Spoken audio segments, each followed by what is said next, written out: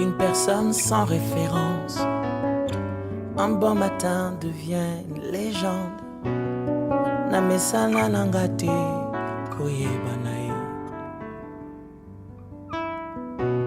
Les courtes prières en public et les résultats sont magnifiques.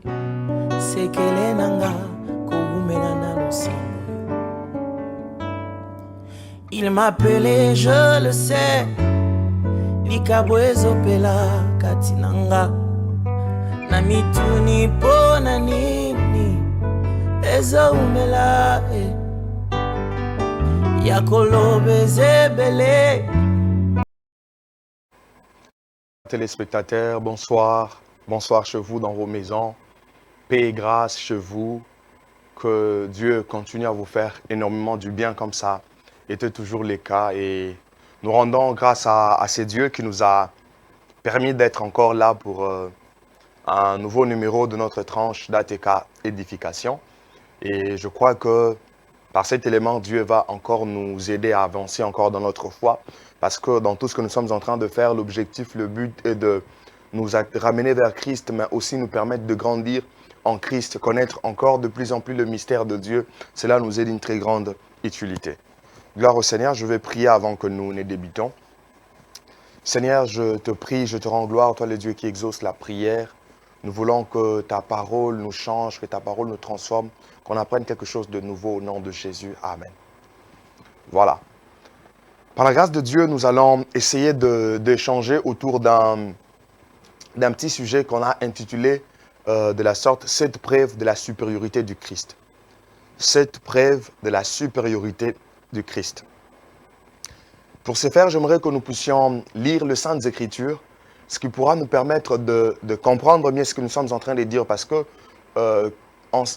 par rapport à cette preuve de la suprématie de Christ, nous allons simplement essayer de tirer ces éléments dans la Bible, dans les Saintes Écritures, que cela nous permette de reconnaître encore cette supériorité, nous donne une certaine direction par rapport à la manière dont nous devrons concevoir et mettre en place ou accomplir ou réaliser les choses. Je suis dans Colossiens chapitre 1, Colossiens chapitre 1, le verset 15 jusqu'au verset 19. J'ai beaucoup aimé ce texte. Je crois que cet élément ou ce texte va aussi vous bénir chez vous. Vous qui êtes à la maison, ouvrez simplement vos Bibles. Si vous aviez vos tablettes, vos Android, allumez vos Bibles, nous allons lire ensemble. Colossiens chapitre 1, verset 15 à 19, la Bible dit: il est l'image du Dieu invisible, le premier-né de toute la création. On est en train de parler du Christ. On dit qu'il est l'image du Dieu invisible, le premier-né de toute la création, car en lui ont été créées toutes les choses qui sont dans les cieux et sur la terre, le visible et les invisibles, trône, dignité, domination, autorité. Tout a été créé par lui et pour lui. Il est avant toute chose et toute chose subsiste en lui. Il est la tête du corps de l'Église, il est le commencement, le premier-né d'entre les morts, afin d'être en tout le premier. Car Dieu a voulu que toute la plénitude habitât en lui. Amen. Ça, c'est la parole de Dieu. Ce texte que nous venons de lire ensemble fait partie des écrits de l'apôtre Paul. Ici, l'apôtre Paul était en train de s'adresser aux chrétiens de Colosse, parce que Colosse était une ville. Et les personnes qui habitaient Colosse, ce sont eux qu'on appelle les Colossiens. Il s'adressait aux croyants de Colosse. C'était pratiquement lors de son premier emprisonnement à Rome. Donc, il était dans son emprisonnement à Rome. Il était en prison en Rome et c'est là qu'il a pris soin de pouvoir rédiger cet épître ou prendre le temps d'écrire assez de Colosse. Parce que l'église de Colosse fut probablement fondée par Épaphras.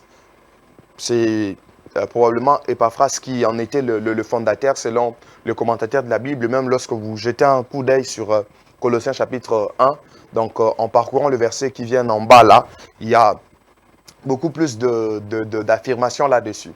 Mais néanmoins, ce qui nous a intéressé dans ces passages ou dans ces textes, c'est de pouvoir ressortir le preuve de la supériorité de Christ. Déjà, quand on parle de la supériorité, on peut utiliser d'autres termes, la suprématie, la prépondérance. C'est le fait d'occuper le premier rang, c'est le fait d'avoir la plus grande considération. Vous voyez, donc en fait, c'est ça la supériorité. Et par rapport à Christ, il y a aussi une supériorité, où il y a la supériorité qui lui est due, où il y a la supériorité qui est à lui. J'aimerais qu'à l'issue de ce texte, en lisant le verset, en partant du verset 15 jusqu'au verset 19, il y a 7 éléments, 7 preuves qui attestent que Christ est supérieur. Premièrement, on dit que Christ est l'image du Dieu invisible. Deuxièmement, on dit qu'il est le premier-né de toute la création. Troisièmement, il est le créateur de toutes choses. Quatrièmement, il est la tête du corps de l'Église. Cinquièmement, il est le commencement. En sixième lieu, il est le premier-né d'entre les morts. Et en dernier lieu, ou en septième position, on dit Dieu le Père a fait habiter en lui toute la plénitude.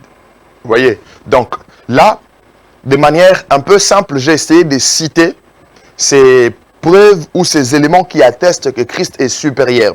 Et dans ces passages, dans ces textes, j'ai eu à ressortir 7 éléments. Ce sont ces 7 éléments que j'ai eu à faire ressortir et cela va nous aider parce que nous irons maintenant en détail, élément par élément, afin d'attester la supériorité de Christ. Déjà, j'aimerais vous dire que Christ est supérieur. Allons-y. Premièrement, nous avons dit que Christ est supérieur parce qu'il est l'image du Dieu invisible. Nous sommes dans Colossiens, le verset 15, vous pouvez le voir. On dit que Christ est l'image du Dieu invisible. Lorsqu'on a la compréhension de ce que veut dire image du Dieu invisible, automatiquement, on ne peut plus douter de la supériorité de Jésus. Parce que lorsqu'on dit qu'il est l'image du Dieu invisible, c'est-à-dire que Christ est le reflet de la personne de Dieu. Il est le reflet de la personne de Dieu. Et lorsque vous essayez même de jeter un coup d'œil dans Hébreux chapitre 1, le verset 13, n'est-ce pas qu'il est dit « Et qui étant le reflet de la gloire et l'empreinte de sa personne ». Parce que là, dans Hébreux, on nous fait voir qu'en ces temps de la fin, Dieu nous parle, non pas par le prophète, mais il nous parle d'abord par Christ. Et on dit que c'est Christ est le reflet de sa gloire. Christ est le reflet de la gloire de Dieu. Christ est l'empreinte de la personne divine. Et celui qui soutient toutes choses par sa parole puissante. Voyez. Donc, quand on dit que Christ est l'image du Dieu invisible, on veut simplement dire qu'il est le reflet de Dieu. Il est le reflet de la personne de Dieu. Et j'aime même ce qu'il dit dans Jean chapitre 14, le verset 9. Jésus est en train de parler à Philippe. Il est dit, Jésus lui dit, il y a si longtemps que je suis avec vous, tu ne m'as pas connu, Philippe. Celui qui m'a vu a vu le Père. Comment dit-il, montre-nous le Père? Dans Jean chapitre 14, le verset 9. Donc, Jésus est avec les disciples. Il s'est étonné du fait que Philippe était en train de lui dire, montre-nous le Père et cela nous suffit. Christ savait que celui qui l'a vu a vu le Père. C'est-à-dire, depuis longtemps, vous étiez avec moi. Comment tu me demandes à ce stade que je puisse vous montrer le Père? En quelque sorte, je suis le reflet de la personne du Père. Christ est le reflet de la personne de Dieu. Il est l'image de ce Dieu qu'on ne voit pas. Simplement parce qu'il a la substance du Père. Il a la même substance que le Père. Donc, autant que le Père est Dieu, lui aussi, il est Dieu. Il a la ressemblance de Dieu le Père. Il a sa ressemblance. Il est son portrait devant les hommes. Il est la représentation et la manifestation de Dieu. Donc, de ce fait, nous comprenons et nous sommes rassurés que Christ est l'image du Dieu invisible.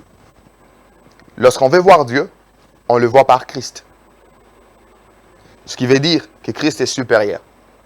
Le deuxième élément que nous avions énoncé, nous avons dit que Christ est le premier-né de toute la création. J'aime beaucoup cette expression, premier-né de toute la création, toujours dans le verset 15 de Colossiens chapitre 1. En fait, c'est un élément qui suscite parfois de controverses sur le plan théologique. Mais quand on dit que Christ est le premier-né ici, ça ne veut pas dire que Christ est la première créature de Dieu. Vous qui me suivez à la maison, même sur YouTube et autres, j'aimerais vous dire que cette expression, Christ, lorsqu'on dit que Christ est le premier-né de toute la création, ça ne veut pas dire que Christ est la première créature de Dieu ou Christ fut le premier à être créé. Non. Parce que, à vrai dire, Christ n'est pas une créature de Dieu. Au contraire, cette expression premier-né, lorsqu'on parle du premier-né, l'expression qu'on utilise en grec, c'est prototokos. Cela attribue à Christ plutôt le sens d'une primauté. Donc, cela lui attribue le sens d'une primauté, le sens d'une certaine prépondérante, d'une supériorité, d'une particularité, ou lui confère un rang supérieur à toute la création dont il est créateur. Parce que Christ, comme le Père, il est créateur, il ne peut pas être une créature. Mais quand on dit de lui qu'il est le premier-né de toute la création, c'est-à-dire qu'il a une place prépondérante sur la création de Dieu. Ça, c'est un élément important. Donc, quand on dit qu'il est le premier-né de toute la création, c'est un titre de priorité et d'hiérarchie. Ça nous atteste juste comment Christ est au-dessus de tout ce que Dieu a créé. D'ailleurs, l'expression premier-né, c'est le même. Cette expression est aussi évoquée dans Psaume chapitre 89, le verset 28. Pour David, Dieu dit, « Et moi, je ferai de lui le premier-né, le plus élevé de rois de la terre. » Dieu dit au sujet de David qu'il fera de lui le premier-né, le plus élevé de rois de la terre. Est-ce que David a été enfanté par Dieu? Non. Mais au contraire, Dieu est en train de lui attribuer ici un rang un peu plus supérieur. Dieu est en train de lui accorder une certaine prééminence sur les autres rois de la terre. C'est ça le sens du premier-né ici. Parce que dans les Saintes Écritures, généralement, lorsqu'on parle du premier-né, il y a trois significations qui peuvent en découler. Mais ce que je viens d'expliquer, c'est l'une de ces significations. Donc, retenez que Christ est le premier-né de toute la création divine. Et cela lui donne une certaine supériorité, une certaine prépondérance, et cela atteste sa supériorité. Troisième élément, Christ est créateur de toutes choses. Selon le verset 16, vous allez voir qu'on nous fait comprendre clairement que c'est Christ qui a fait toutes choses. Ça veut simplement dire qu'il est l'auteur de la création. La création existe par lui et pour lui. La création existe par Christ et pour lui. J'aime ce qui est dit dans les Saintes Écritures parce que quand vous lisez un passage de la Bible, bien aimé, il est toujours important de faire un rapprochement avec d'autres textes pour avoir un peu plus de lumière. Lorsque vous regardez Jean chapitre 1, le verset 3, la Bible dit « Toutes choses ont été faites par elle, la parole. » Or, la parole de Dieu, c'est Christ. Toutes choses ont été faites par elle et rien de ce qui a été fait n'a été fait sans elle. Rien n'a été fait sans Christ. Tout a été fait par Christ. Tout a été fait par Christ. Et rien n'a été fait sans Christ. Donc Christ est le créateur de toutes choses. Christ fut l'agent de Dieu le Père dans la création parce qu'il participa à la création de l'univers. Et lorsqu'on dit dans ces derniers temps, Dieu nous a parlé par le Fils, qu'il a établi héritier de toutes choses par lesquelles il a aussi créé le monde. Le Père a créé le monde par le Fils qui est Christ, car c'est lui la parole, et par la parole, le monde a été créé. Ça, c'est très important et très capital. Très important et très capital. Christ est créateur, il n'est pas une créature. Si on rentre en arrière par rapport à l'expression premier-né pour dire que Christ est la première créature de Dieu, comment est-ce que dans le verset qui suit, on dit que tout a été créé par lui et pour lui? Comment il peut être en même temps créateur et une créature? Ça, c'est aberrant. Et on nous dit, quand on dit qu'il a, toutes choses ont été créées par lui et pour lui, on rajoute, on dit même trône, dignité, domination, autorité. En fait, les gens se posent parfois la question de savoir, mais trône, autorité, dignité, domination, ça veut dire quoi? Ce sont juste des créatures invisibles créées par Christ. Ce sont des créatures invisibles. Donc, en d'autres termes, ce sont de créatures angéliques. Il est question des créatures angéliques de différentes sortes. Mais sauf que dans ces contextes, dans ces passages, on ne nous dit pas clairement si ce sont des créatures angéliques, des anges qui sont restés avec Dieu ou ceux qui sont allés du côté du diable. Non. Mais de toutes les façons, on veut juste nous faire voir que toutes les créatures invisibles ou toutes les créatures spirituelles ont été créées par Christ. Christ a la supériorité sur eux. Ça, c'est très important et c'est Christ qui règne sur eux. Quatrième élément ou quatrième chose qui approuve ou qui atteste que Christ est supérieur dans ces passages, on nous dit aussi que Christ est la tête du corps de l'Église. Lorsque vous regardez le verset 18 de Colossiens chapitre 1, on nous fait voir clairement que Jésus-Christ est la tête du corps de l'Église. En fait, ici, l'apôtre Paul est en train de mettre en emphase, ou il est en train d'utiliser une métaphore. Il utilise la métaphore pour démontrer la place de Christ sur l'Église qui est son corps, qui est son corps. Et de cela, Christ est la tête. Lorsqu'on dit que Christ est la tête du corps de l'Église, on est juste en train de faire allusion à la primauté que Christ a dans l'Église. Ou la primauté que Christ a dans l'Église. C'est de cela qu'on est en train de faire allusion. Ça veut dire que Christ exerce la direction, la conduite, le contrôle et l'autorité sur l'Église. Ce qui veut dire que Christ est la tête du corps de l'Église. Ainsi, Christ est le chef de l'Église parce que c'est lui la tête. J'aime ce qui est dit dans Éphésiens chapitre 4, verset 11. On dit, mais que professant la vérité dans la charité, nous croissons à tous égards en celui qui est le chef, Christ. En celui qui est le chef de l'Église. Le chef, c'est Christ, c'est lui qui est à tête. Et j'aime encore Éphésiens chapitre 1, verset 22 à 23. On dit ceci. Il a tout mis sous ses pieds. Il a donné pour chef suprême à l'Église, qui est son corps, la plénitude de celui qui remplit tout en tous. Le chef suprême de l'Église n'est que Christ. C'est lui qui est la tête du corps de l'Église. Donc l'Église, nous avons un chef et notre chef c'est Christ. Cela atteste qu'il est supérieur. Déjà, avec ces éléments, bien aimés, vous ne pouvez pas douter de la supériorité de Christ. Vous ne pouvez pas douter de la supériorité de Christ. Lorsque vous regardez toujours le verset 18, on dit encore que Christ est le commencement. Ça, c'est la 5e preuve. Christ est le commencement. Quand on dit que Christ est le commencement, c'est-à-dire que c'est lui la source, c'est lui l'origine. C'est lui qui a la prééminence et l'ancienneté au-delà de tous. Il est l'ancien des anciens. C'est lui qui est le commencement. N'est-ce pas qu'il est dit, au commencement était la parole. Or, la parole de Dieu, c'est Christ. Elle était là au commencement. Ce qui veut dire que même le commencement a trouvé déjà Christ qui existait parce que Christ lui-même n'a pas de commencement. Waouh! Christ n'a pas de commencement. Il lui-même, il est le commencement de toutes choses. Rien n'existait avant lui. Tout a existé qu'après lui. Il est avant toute chose. Il n'a pas de commencement. Comme je l'ai dit, comme on peut le voir dans Jean chapitre 1, verset 1, au commencement était la parole. Au commencement était Christ. Christ est le commencement. Même ici sur terre, nous accordons beaucoup de considération à ceux qui sont anciens, à ceux qui ont de l'ancienneté, à ceux qui ont plus d'années. Et Christ aussi a l'ancienneté au-delà. Parce que rien sur cette terre, rien dans ce monde, visible et invisible, n'a existé avant Christ. Car au commencement, lui, il était là. 6e preuve de la suprématie de Christ.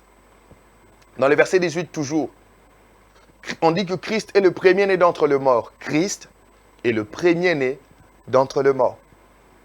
Ça veut dire quoi? Ça veut juste dire que Christ est le premier. Lorsqu'on dit que Christ est le premier d'entre les morts, c'est parce que il est le premier à mourir, à ressusciter pour ne plus mourir.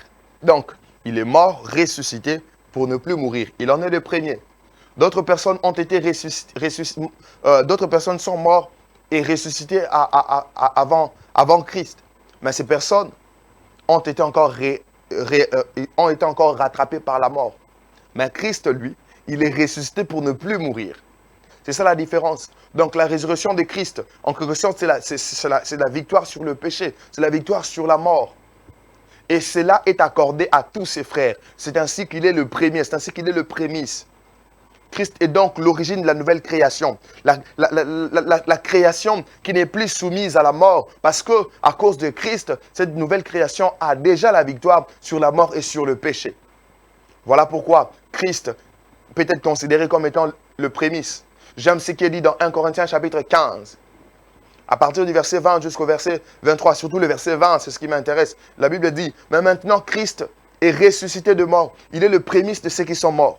Christ est devenu le prémisse de ceux qui sont morts. Dans la suite, la Bible dit ceci.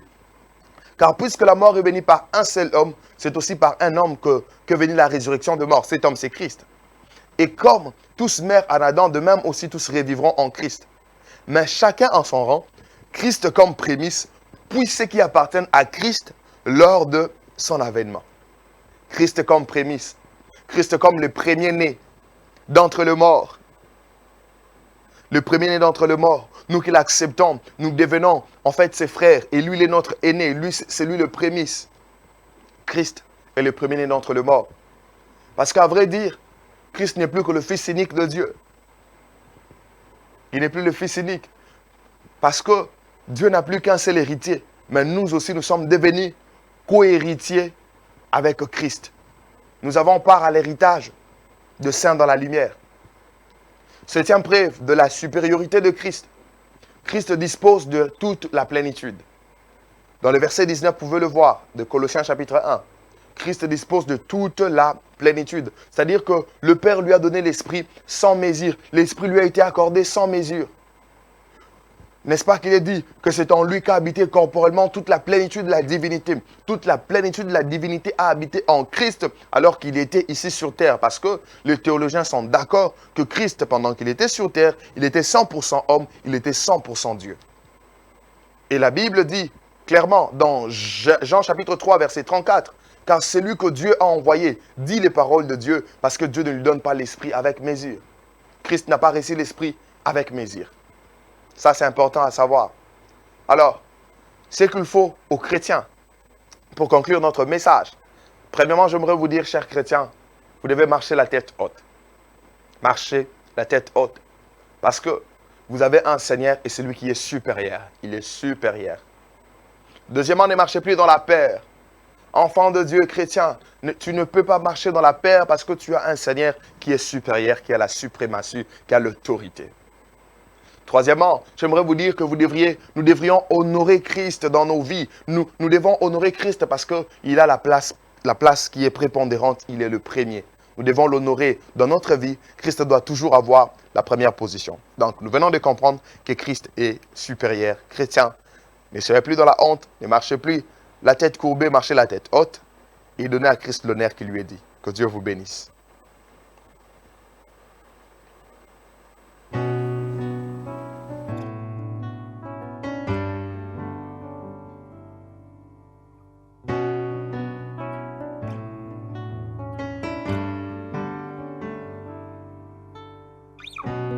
Une personne sans référence, un bon matin devient une légende. Namesana nangate koyebanae. Les courtes prières en public et les résultats sont magnifiques. C'est qu'elle est nanga koumenana l'osang. Il m'appelait, je le sais. Likabwezo pela katinanga na mituni pona nini ezo umela yakolobe zebele